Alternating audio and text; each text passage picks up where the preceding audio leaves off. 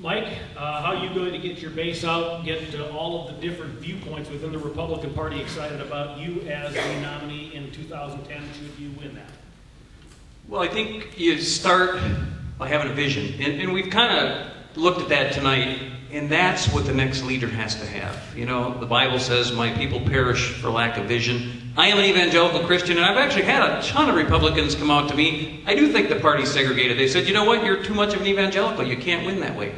But you know what? The other side likes that because they know where I'm coming from. I'm able to articulate it. And the one thing I hear over and over from the other side is, you know, Mike, we've seen a lot of hypocrites. You believe and stand for it, the same things over and over.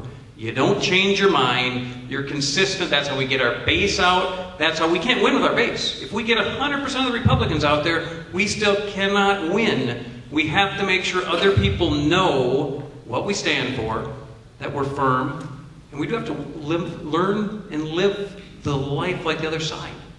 They live what they believe. We have to live. Our actions have to prove that. We can't be hypocrites, and we need to have a simple message. Because that's where things get bogged down. They've had this simple message about we need health care. No, we don't. We've got great health care. They have this simple message about there's global warming, man-made global warming. They make it simple.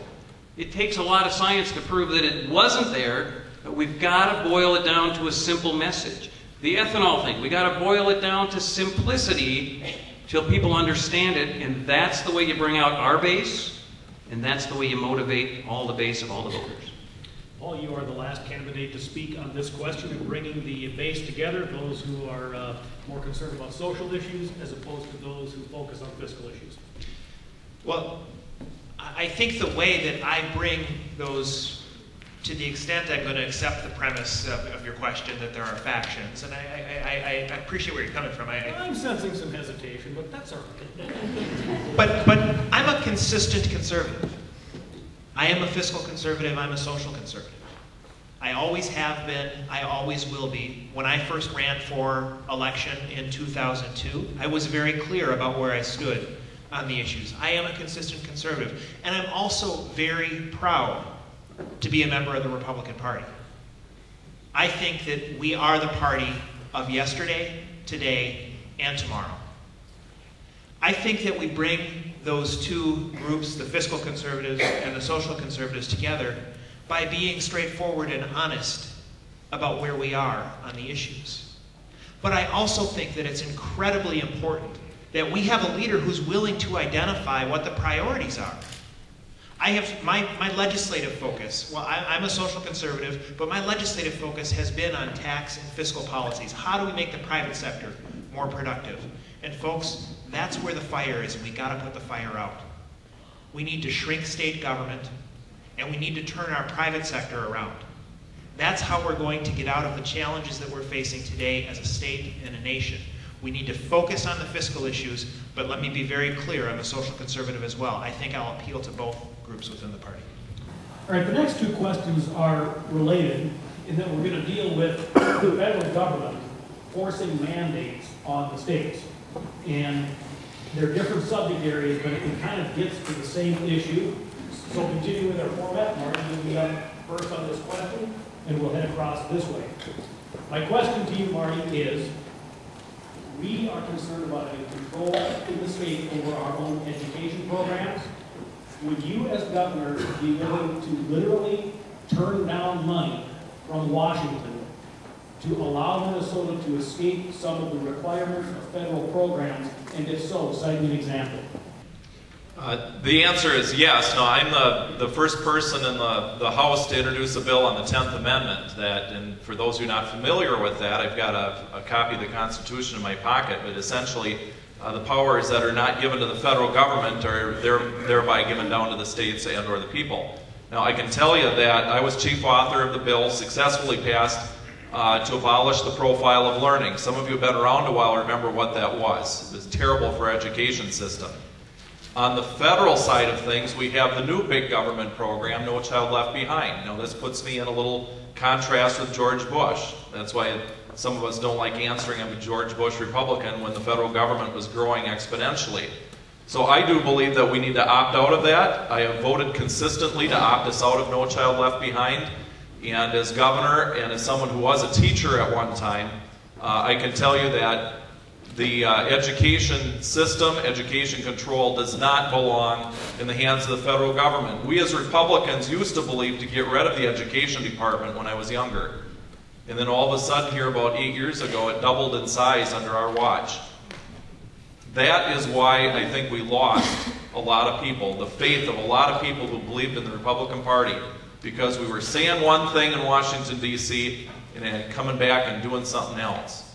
And so I absolutely believe that we ought to opt out of No Child Left Behind and a lot of the federal mandates and nonsense that goes on.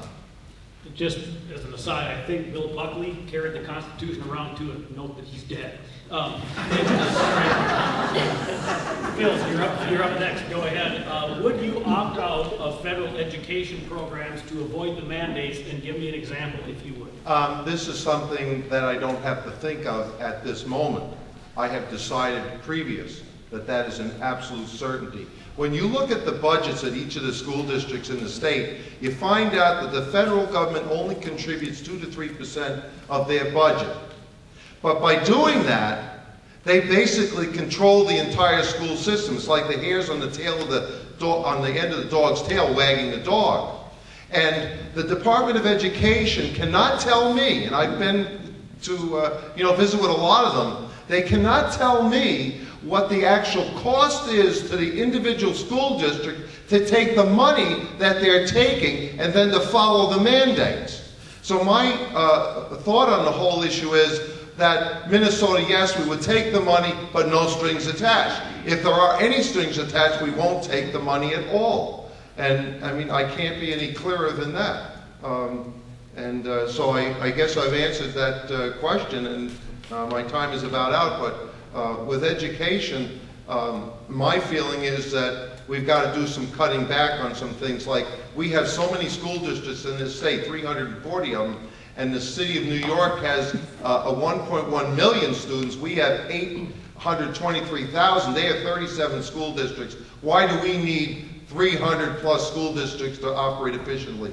We need to reorganize school districts, and we haven't done it since statehood, and 150 years is time enough to get it done. Bill, quickly, I want to ask you a follow-up. You indicated you would be willing to take federal money if it came with no strings attached. Do you believe that we would ever see a situation in which Washington would give money to St. Paul, or St. Paul would give money to Dakota County without strings attached? No, I don't think they would. Okay, good, because I was going to ask you about Santa Claus now.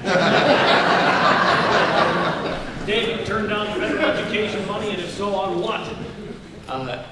Yes, I would turn down the federal education money or the federal mandates. I think education is a great example. I've introduced bills in the legislature to walk away from the No Child Left Behind. It's not constitutional. It's very simple. Whether it comes with strings or without strings, I think it's a form of bribery. When they take the money from us, we pay our taxes, and we're a net giver. We pay $1 and we get back 70 cents. And so the argument is, well, we should take back everything we can get because we're not going to get back our full $1. But they're bribing us with their own money, and we shouldn't do it. Education is not a federal responsibility. We don't need to do this. We can manage this locally. In addition to education, however, there are other federal mandates we have to look at. I've been participating in some of the discussions on the light rail line, for example. 50% of the money comes from federal sources. Why do we take that money?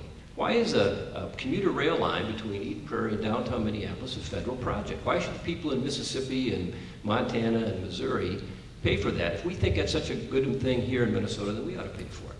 So I think that the test should be whether or not what the federal government is doing is constitutional. If it is, then we should take the money. If it isn't, then we shouldn't, and education clearly is not.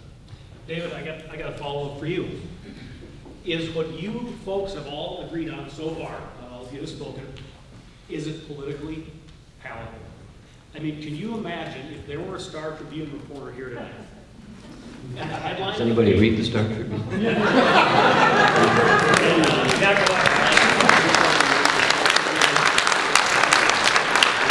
headline of the paper is tomorrow morning in the Star Tribune is, none of those knucklehead Republicans want to take federal education money for your children. Can we win that way? Well, I think so. I just, some of us carry our constitutions in the pocket. Just show us where it is. Show us where that's a legitimate purpose of federal government. This is part of the problem. When the states, back in the progressive era in 1913, and we stopped electing senators, went to a direct popular election, what happened? One of the things that happened was that states had lost their voice as states in the conduct of the federal government. And now the only recourse we have is for governors to assert the 10th Amendment rights that we have to say we are not going to do things that are unconstitutional. And I did introduce the bill in the Senate for the 10th Amendment. But I think that is something that we have to help the public understand. I don't think it disqualifies anybody. We are all sworn to uphold the Constitution.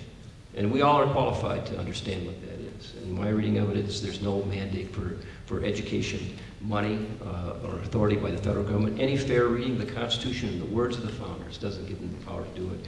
We shouldn't do it either.